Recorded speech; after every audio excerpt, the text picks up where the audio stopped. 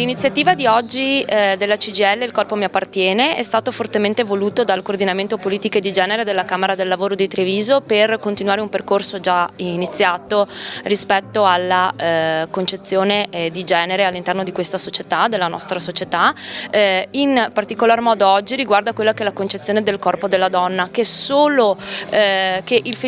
cui il femminicidio è solamente l'atto finale, quindi in realtà tutta la questione che ruota attorno al concetto di corpo femminile parte dal linguaggio, dalla modalità di approccio all'interno della società, all'interno del mondo del lavoro e di tutti gli ambienti che uomini e donne frequentano. Quindi la volontà, attraverso la presenza dello storico Francesco Filippi e della scrittrice Gigliola Tessari, è stato quello appunto di aiutare la nostra platea e noi stessi a iniziare un percorso rispetto a quella che è la concezione di corpo, la concezione di linguaggio, e per cercare di iniziare un cambiamento culturale necessario. Il problema dei femminicidi, della violenza sulle donne è un problema da tantissimo, è un problema, se guardiamo indietro, anche di secoli, però in questo momento c'è stata una partecipazione diversa. Vuol dire che questo problema è veramente entrato nella vita delle persone come un fatto che sta diventando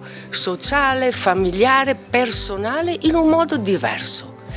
E in questo momento allora si sono sbandierati spot tipo facciamo corsi di educazione all'affettività. Va bene, facciamo nelle scuole, dobbiamo intraprendere azioni sul rispetto della persona, va bene, ma non c'è bisogno di qualcosa di più profondo che vada a muovere quelle che sono le incrostazioni che sono dentro i rapporti interpersonali e familiari.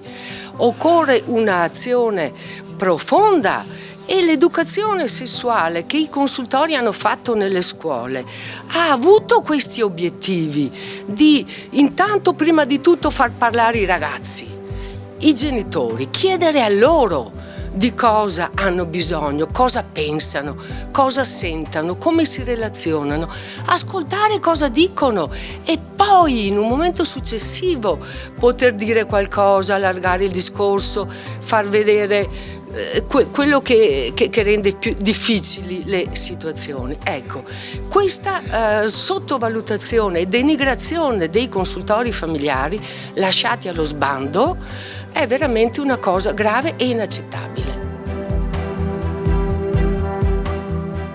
In questi giorni stiamo assistendo all'ennesimo scontro attorno al corpo delle donne. L'ultimo scontro di una grande battaglia che da millenni viene portata avanti sul corpo delle donne. È ora di smettere di combattere attorno a questi temi e di costruire insieme, uomini e donne, un'alternativa civile per una società più giusta e migliore per il futuro.